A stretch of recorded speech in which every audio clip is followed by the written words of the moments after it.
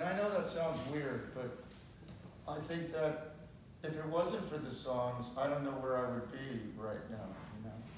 I don't know that I would have found this path to you guys, you know.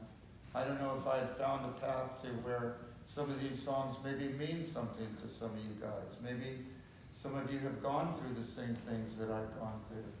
And I did it totally innocently. I didn't have any plan. There was no sketch. There was no rule book. There was nothing. I didn't really want, you know, as much as I love 60s garage music, as much as I love Iggy Pop and Mata Hoople, my songs sound nothing like that. They didn't come out like that. They just came out the way they came out. And I tell this story about Townes Van Zandt because he was, to me, the most honest of all songwriters I've ever known. And I toured with Townes in Europe, and it was Joe Ely, Townes, Rick Danko, Jonas Feld, Eric Anderson, myself, Glenn Fukunaga, and we toured in Italy, in a little town called Sesto Calende, which is outside of Milan.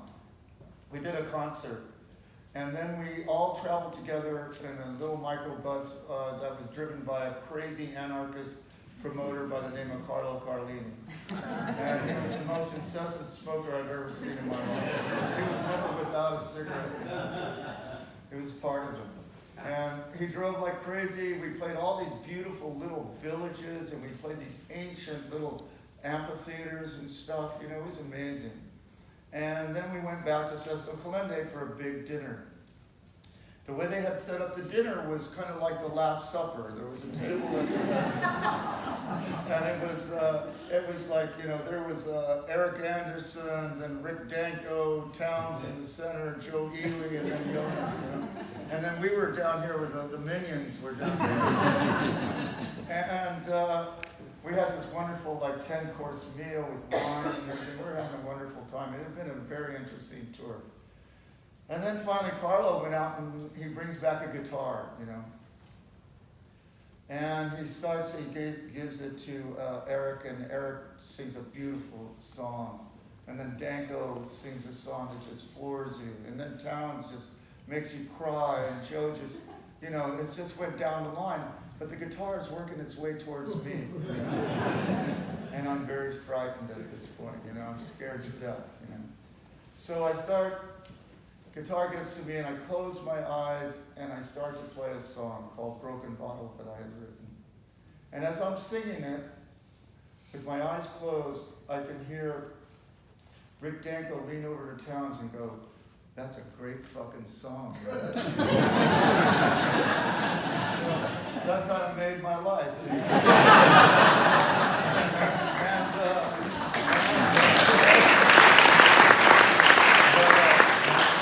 We then retired to my hotel room where we gambled all night with Joe Ely, lost all our money, drank wine, and ate what was left of a drum of Parmesan cheese that Joe had carried around. You know, Rick Danko's making phone calls to Woodstock and stuff. It was a lot of fun. We did not go to sleep that night. When they came to get Joe the next morning for the airport, he had a white t-shirt on with wine stains and a paper bag that still had the remnants of that drum of Parmesan. But as I said my goodbyes to everyone, I come back into the hotel, and there's Townes' room, and I passed Townes' room. And he was beautiful. He had brushed his hair. His bed was made perfectly. Townes had been in the military, so every morning he made his bed like it was, you know, bugle call or whatever.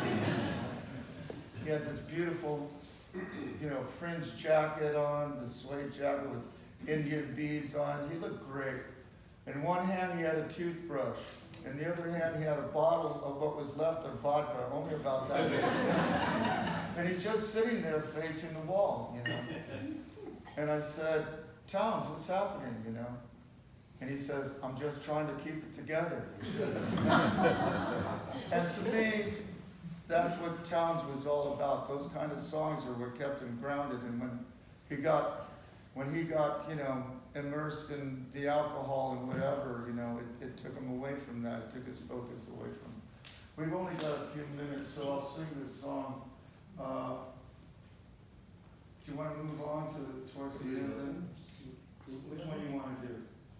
We got about 15 minutes. So everybody loves me, then we'll do.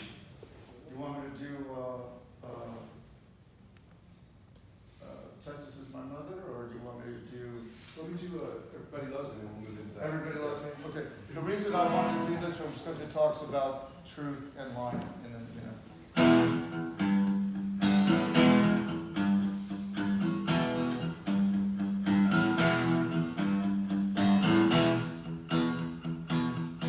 I can't remember, but does everybody know the first line?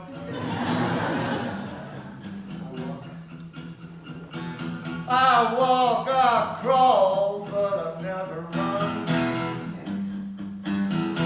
Thank you. Sometimes I fall away like the setting sun. I swim, I surf, but I never drown. Everybody says they love me, but I don't know why.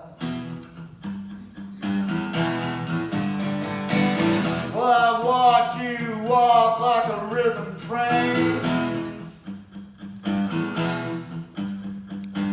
I love the way you kiss, I just can't stand the pain. Well, I believe in truth, but sometimes I've lied. Everybody says they love me, but I don't know why. I don't know why.